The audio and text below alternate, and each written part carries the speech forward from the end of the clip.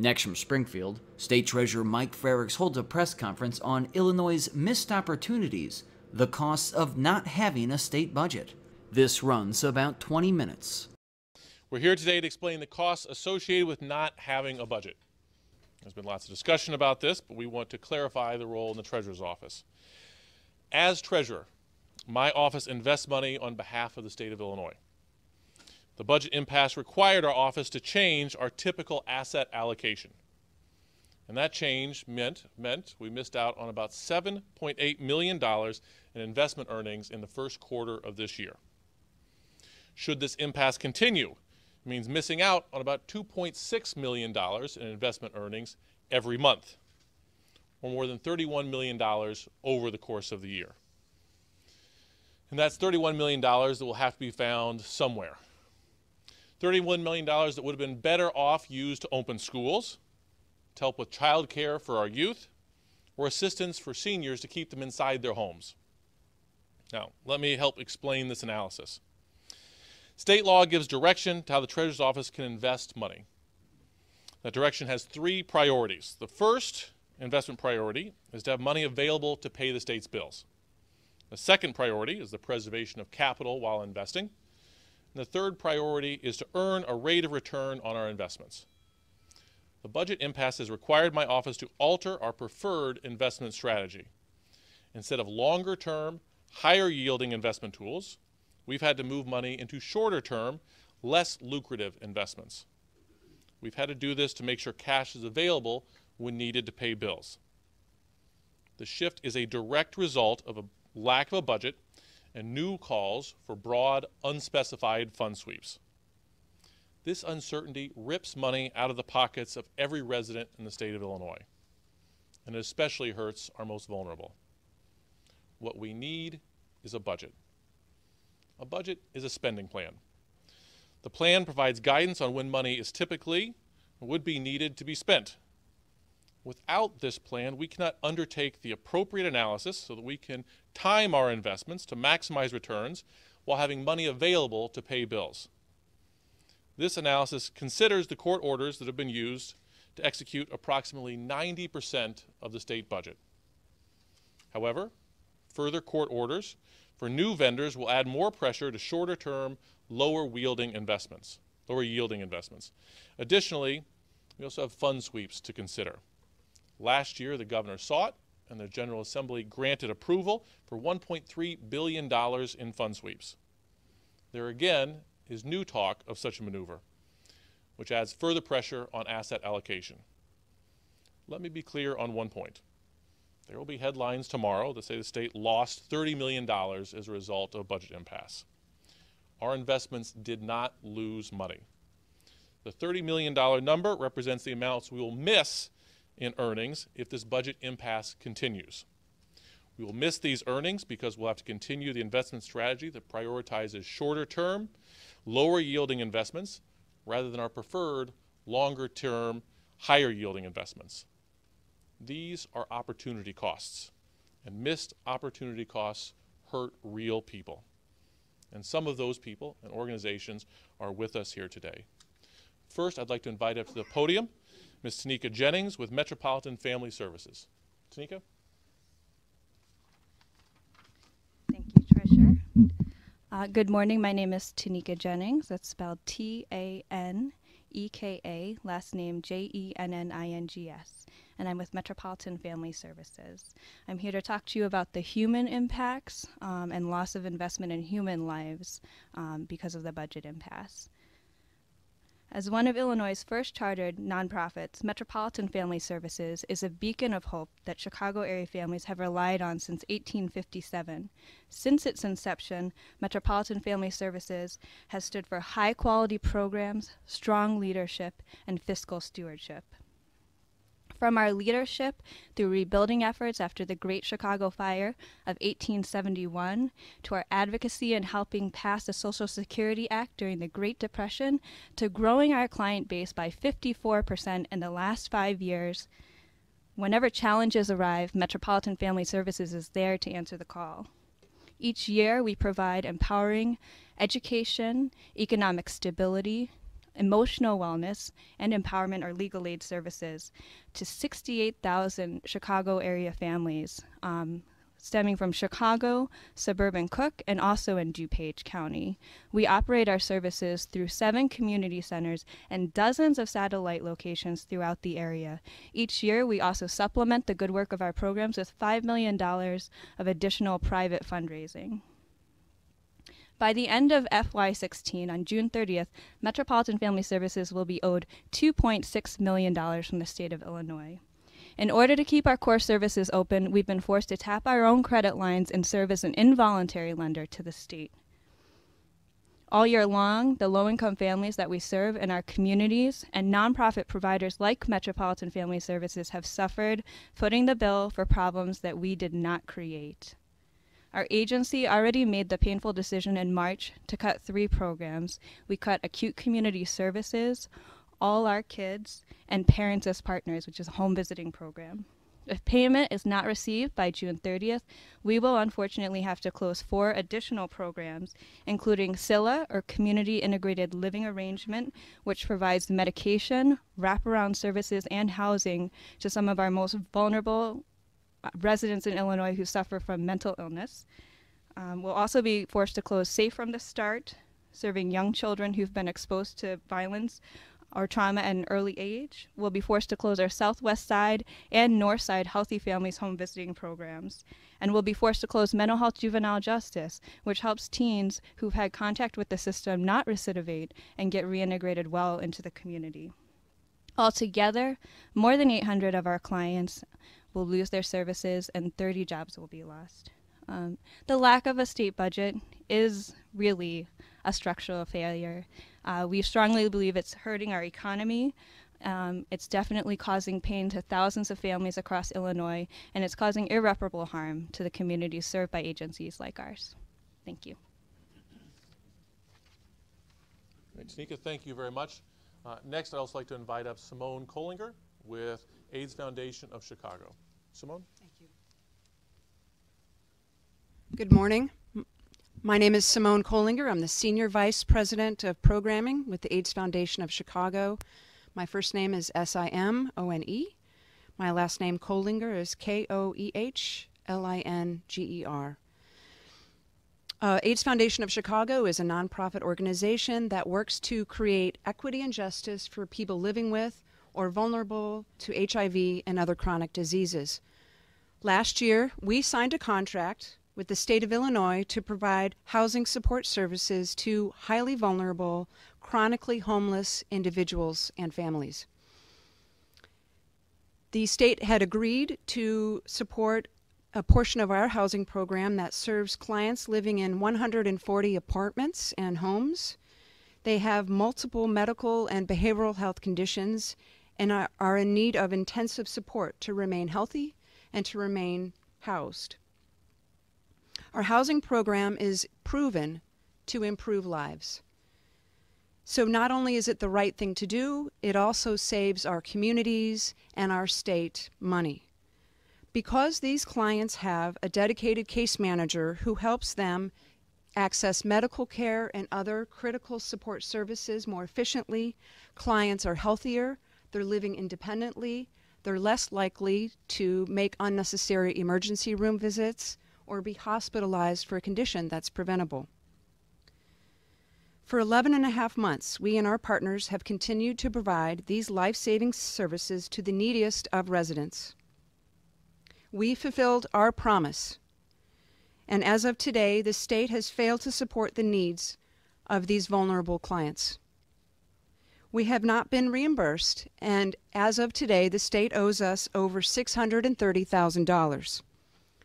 As a result of this impasse, we have had to divert precious funds and energy otherwise dedicated to our larger mission of preventing HIV and caring for people living with HIV to address this crisis that was not of our making.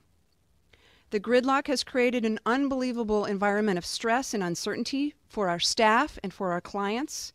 We have remained dedicated and focused on our commitment and what we believe in, our mission, but we cannot operate in this manner indefinitely. Around us, other service Agencies are strapped and challenged to keep serving the clients and ultimately keep their doors open. We urge the governor and the legislature to pass a budget and fulfill its responsibilities and their responsibilities to the people of Illinois. Thank you. Simone, thank you very much. Tanika, thank you. I think we'd be happy to answer any questions. To clarify a reinvestment process or the earning costs for opportunity costs, it was $7.8 million in the first quarters of the calendar year 2016? Calendar year 2016. Okay, and so Correct. 2.6 So this is analysis based on January, February, and March of this year versus January, February, and March last year, our investment strategy at the time. Great, and then so 2.6 million a month, and then is it more than 31 million for the year going forward, like FY17? Yeah, projected going forward if there is not action taken. Yeah, Treasurer, Yes.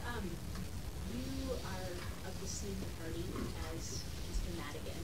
Mhm. He announced that he's not going to hold a session tomorrow to talk about this, yet you're up here saying, we need this budget. Is there a communication disconnect there, or is your office just wanting to make clear your goals? Where do you...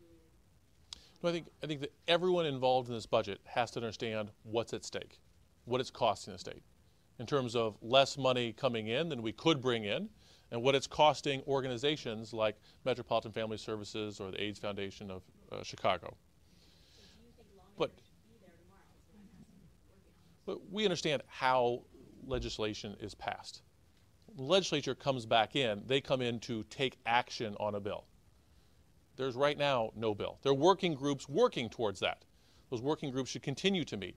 The legislative leaders and the governor or his representatives should be actively working to do this, and good legislative leaders are in touch with their members, taking their pulse, seeing what they can pass, so that when they come back, they don't just come and sit around and waste their time.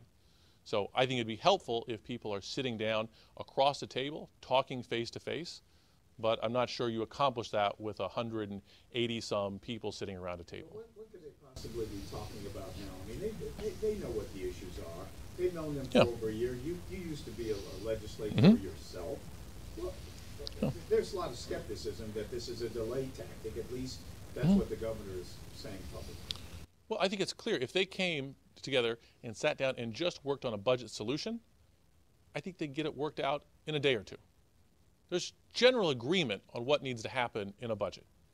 Last year, legislative leaders and the governor sat down and worked out a general agreement on a budget. There need to be new revenues and there need to be cuts. But the governor has insisted on other agenda items he wants to see passed as well, and that's been the real problem.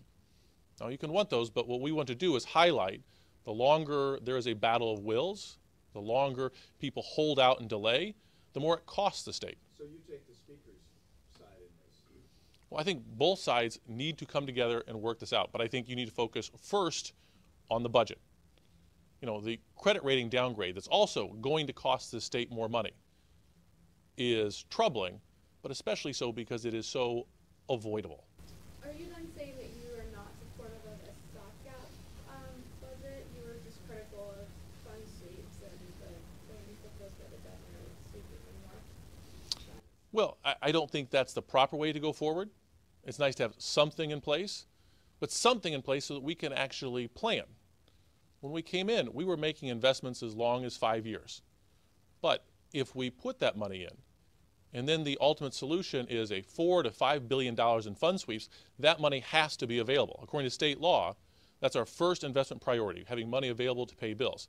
That would then cost us money to get out of those investments early. That's what's necessitated our change in strategy that's costing the state money. As I frequently tell people, you know, we're a revenue generating office. For every dollar we spend, we bring in about $28 to the state of Illinois. When we're able to do our job, you have a virtuous cycle.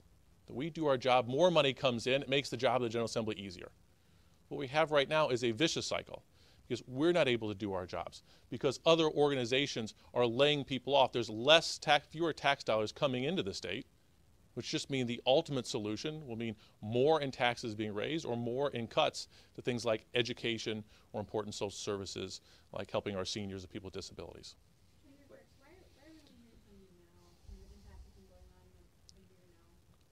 We've been trying to work with the governor and the General Assembly in the past. Last September, we issued a letter telling them that this was likely to happen, that we were at that point looking at changing our investment strategy. It apparently fell on deaf ears. this situation. I've sat through a dozen or so press conferences with similar themes. How do you get your message across to the public? To a public that probably just sounds like noise at this point. Well, that's what we're trying to do here today, is let people know that there are costs associated with this budget impasse. I think two. Sure.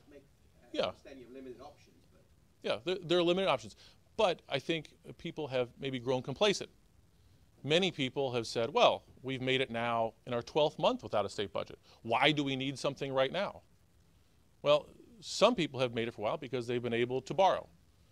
But I think we're hearing from people today is that can only go on so long before programs are ended, before doors are shut, before people are laid off. No, we have vendors here in the state who do this work not to make money. They do it as part of a mission. People are called to this because they want to help people. That makes the state more efficient in providing these services when we work with partners like this. But they signed up to be vendors for the state of Illinois. They didn't sign up to be lenders. These are not bankers. It's not what they want to do. It's not what they should do. But that's what we're forcing them to be. Essentially, organizations lending money to the state of Illinois. In layman's terms, Bill. How do you know for sure that you've made more money for the state in long-term investments than the short-term investments you're blessed to do? Sure. It's very simple. I'll try and explain it in easy terms. If you have money that you want to save, let's say for your child, you can put that money into a checking account, and you'll get no interest. You can put it in a simple passbook savings account, and you get a little bit of interest. You can put it in a CD, and you have a higher interest. But you have to commit to keeping it there a longer time. We can't commit to keeping our money there for a longer time. Without those longer time frames for planning, we get a lower interest rate and less money comes in. Can I ask a question? Yes. You're the chief investment officer for the state. You mentioned the credit downgrade. Illinois is borrowing more than $500 million. June 16th. Would you invest in the state of Illinois? I mean, is a chief investment officer for Illinois, would you invest in the state that has no budget, has almost junk credit rating? And if so, why? If not, why? Well, I would say that I still think Illinois remains a good investment. If you look at our state overall, in terms of our industries, in terms of lots of strengths we have, it's a good investment. Also because Illinois pays our bond payments first. So I think you'll get paid. The other reason to consider making an investment is because you'll get paid a higher premium investing in Illinois than you will in other states. And that's a result of this inaction and a lack of a budget. It was clear this latest downgrade was a result of not having a budget now going into our second year. Clearly avoidable. And just as I come up here today to talk about how we are missing out on opportunity costs to invest at higher interest rates, when we go out and issue bonds with a lower credit rating, we are going to ultimately pay more money for that. That's also money that's coming out of the taxpayers of the state of Illinois. I mean, and to explain that in a way people understand, most people understand their credit rating score. If you pay your bills late, if you don't pay your bills, your credit rating goes down. And when you go out there to borrow money, the credit card company will charge you a higher interest rate, the bank will charge you a higher interest rate on a mortgage, or they won't lend to you at all. And that's what's happening because the state of Illinois has not paid our bills in a timely manner, has not paid certain bills. We've not demonstrated the fiscal discipline that financial institutions want to see. But seriously, if you were not treasurer and you were a bond buyer, you would invest in state of Illinois bonds? Yeah, I think our bonds are still a good deal because they're backed by the full faith and credit of the state of Illinois, because they're the first ones being paid. They'll be paid, the bondholders will be paid long before these social service agencies will be paid. I think the better question to be asking is, if you were someone who believed in this mission, but had hundreds of people who relied upon you for their jobs, would you enter in a contract with the state of Illinois? That's the tougher question. So you're saying that if there's no deal, they should not do any more fund sweeps? Is that also correct? Well, I think the preferred path everyone would consider would be a full year budget for fiscal year 16 and fiscal year 17. It does not sound If like that is anywhere near on the table right now. it's not on the table because certain people have said they're not prepared to do that. Right. But so That does not mean they can't change their mind or there can't be enough pressure put on them. But so just dealing in reality, what would be the best path forward today? Given that I will deal in reality. You can question my view of reality, but the best path forward is to pass 2 one-year budgets. And you say it's not reality. The state of Illinois has been around for we're nearing 200 years. For 200 years, we've done annual budgets. It has happened. It can happen. The only reason it's not happening is because some people don't want it to happen. So I'm saying, taking into account the political circumstances, what would be the best path forward? Would a stopgap budget that included fund sweeps be better than nothing? I will reiterate that a 2 one-year budgets would be the best path forward, but that a stopgap would be preferable to doing nothing. What, do you have the estimate of the fiscal year? What's the missed So if we go another cycle and we go at this rate, about $31 million. already? No, we started making changes last July when it's clear a budget wasn't happening.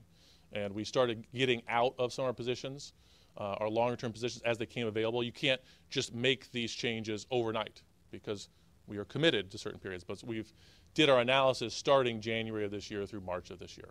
So the number going backwards is a little smaller, but going forwards we can say if we go a year without a budget in place, without, calendar year or fiscal year, if we go a full year without having a budget in place, and we cannot make these longer term investments because there's no certainty and we don't know when the money is needed to pay bills, then the state would lose out on $30 million.